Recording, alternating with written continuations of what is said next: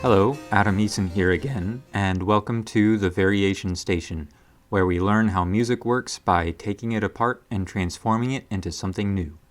Last time, we learned about how dynamics, articulation, and tempo can be used to alter the feeling of a theme without making any other changes. Today, we will change a theme by altering its rhythm.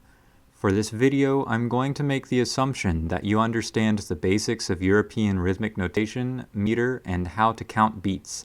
Just in case you don't, I've linked to a video to help go over them for you. Otherwise, this won't make a lot of sense. The reason we're going over rhythm before pitch is because most good themes for variation form don't provide a lot of opportunities to change pitches, and you can't add new pitches without adding onto the rhythm of a piece sort of by definition. I'll go over 3 different alterations we can make to the rhythm. Well, maybe more like 3.5. The first is variation by subdivision. To create a variation through subdivision is fairly simple. You take the duration of a note and split it into equal divisions of time. A quarter note can be split into 2/8 notes, a dotted half into 3/4 notes, a 16th note into 7 septuplet 64th notes. There's a lot of options. Of course, it doesn't have to be split into equal divisions, as long as the number of divisions adds back up to the same number of beats. If you have any experience with the Suzuki method, then you'll know the infamous twinkle variations. All of those variations are created through rhythmic subdivision. In case you don't know what I'm talking about, I'll play a few bars of each variation.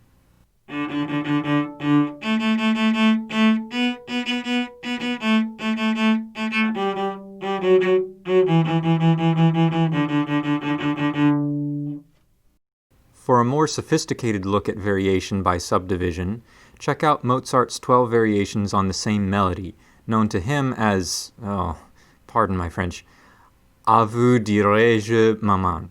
I've included a link in the description. In fact, I might go so far as to say subdivision is the primary method of creating rhythmic variation in European descended music. There are lots of ways to divide the same thing, and the process division naturally creates a lot of space to add new pitches to the original melody. The next rhythmic alteration is stretching or compressing the duration of pitches. In fancy speak, this is called augmentation and diminution. In augmentation, the duration of a pitch is made longer, and in diminution, the duration of a pitch is made shorter. Traditionally, the most common way of using augmentation or diminution is to double or halve the length of all the notes in a melody or motive. Usually this is used for dramatic effect in a larger piece, like a fugue or a symphonic movement. For a really clear example, check out the last movement of Benjamin Britten's Young Person's Guide to the Orchestra. In fact, listen to the whole thing. The work is both an excellent set of variations and a good introduction to listening to and writing for orchestra. For our purposes, doubling or halving the duration of all the notes in a theme isn't very interesting on its own. Using them together, however, opens up a lot of opportunities for play. In the next examples, I'll return to lightly row, used in the last video.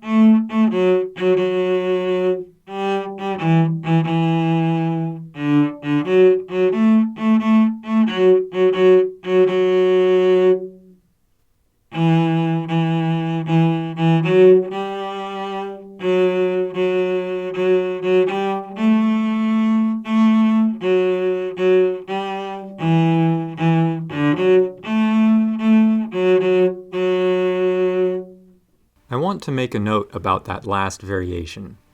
If you are paying close attention, you probably noticed I didn't use all of the notes from the original melody. This brings me to 1/4 of the half of the 3.5 transformations I mentioned at the beginning, omitting or adding repetitions. If your theme has a few repeated notes in a row, you can usually drop one or more without losing the thread of the melody. If the melody has rests in it, those can just as easily be filled with repetitions of the note before the rest. I don't think this needs an example, but omission and repetition will be a useful tool for our last rhythmic variation, metric transformation. In this type of variation, a theme is transplanted from its original meter and stuffed into a different one. Making that change is a little bit tricky and requires some judgment calls about whether notes should be augmented, diminished, omitted, or repeated in order to fit the new meter. Here, I'll take our trusty theme and transmogrify it into 3/4 and 5/4 time.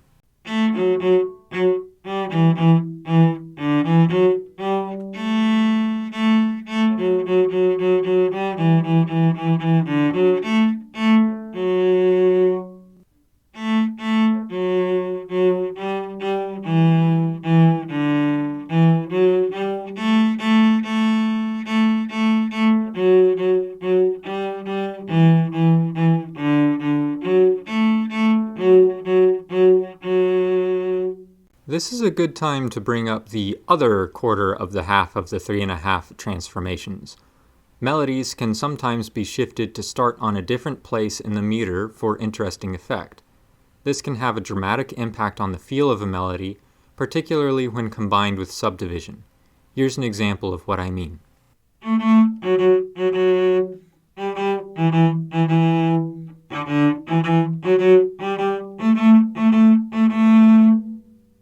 Finally, subdivision variations can be added onto augmentation, diminution, and metrical transformation as well, just in case there weren't enough possibilities to contend with. And finally, don't forget to add tempo, dynamics, and articulations, and give it a playthrough on your instrument of choice. Just like last time, I'll include 3 variations of my own to demonstrate how all of the concepts covered so far can work together.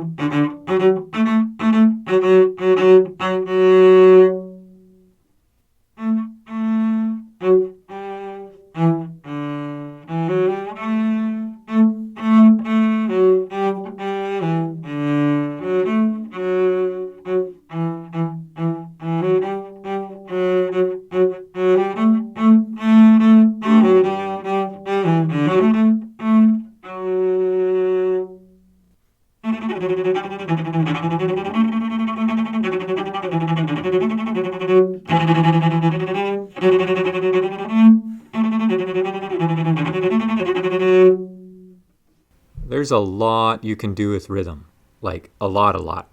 If you haven't written a lot of variations, I'd spend a good amount of time writing different rhythmic transformations of a few different melodies.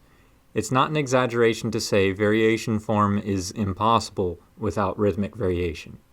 Even if you're not looking to be a composer, rhythmic variations are a powerful way of practicing difficult music you are learning to perform. There's a reason Suzuki included them in his books. Alright, that's it for today. I hope you enjoyed this little tutorial. If you are interested in following along for future installments and videos of my compositions, go ahead and click that subscribe button so you can be notified for next time when we begin changing and adding new pitches. Thanks for watching, and see you then.